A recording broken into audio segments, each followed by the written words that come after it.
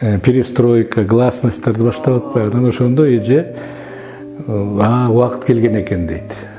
Болгондо дагы чыкканда баш сөөктүн эки жагында эки чыртык.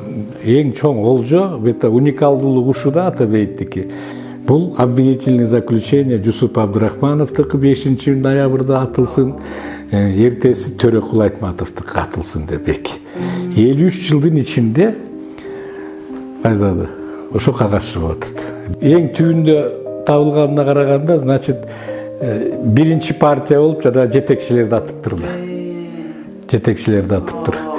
Абдурахманов, Исакеев, Айдаралиев мынакей. Мен 1-2 жолу ушул 10 жылдын ичинде 1-2 жолу келсем, бул жерде сөөк койгон жерлерде мал оттоп жүрөт.